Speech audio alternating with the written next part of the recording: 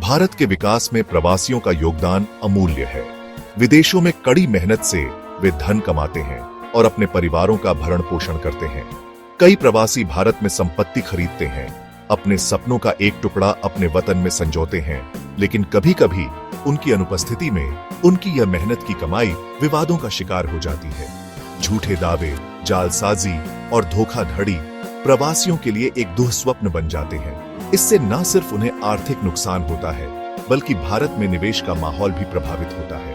इस समस्या का समाधान नैतिक और प्रभावी होना चाहिए, जो राष्ट्रहित में हो और प्रवासियों को न्याय दिला सके। इस समस्या का समाधान सत्य परीक्षा में निहित है। यह प्रक्रिया सरल और पारदर्शी होगी। विवादित संपत्ति के मामले में दावा करने वाले व्यक्ति को न्यायालय में सत्य परीक्षा से गुजरना होगा। इस परीक्षा में वैज्ञानिक विधियों जैसे पॉलीग्राफ टेस्ट और नार्को टेस्ट का उपयोग सच्चाई का पता लगाने के लिए किया जाएगा। साथ ही दस्तावेजों की गहन जांच की जाएगी और गवाहों के बयान दर्ज किए जाएंगे। इस प्रकार सच्चाई सामने लाने के लिए सभी आवश्यक कदम उठाए जाएंगे।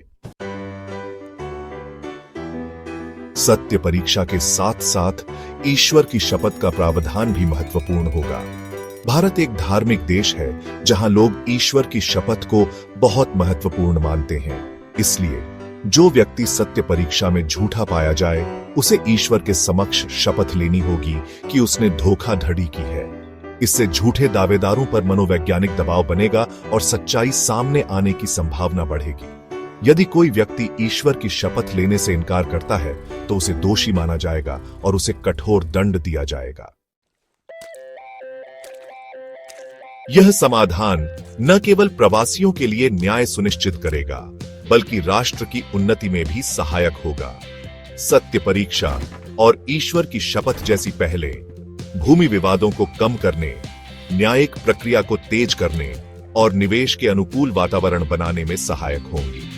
जब प्रवासी देखेंगे कि भारत में उनकी संपत्ति सुरक्षित है और न्यायपालिका मजबूत है, तो वे बेहिचक निवेश करेंगे। इससे भारत की अर्थव्यवस्था को गति मिलेगी और देश प्रगति के पथ पर अग्रसर होगा। हमें याद रखना होगा, सत्यमेव जयते, सत्य की ही विजय होती है। राष्ट्र की रक्षा और प्रगति के लिए सत्य और न्याय का मार्ग ही श्रेष्ठ है।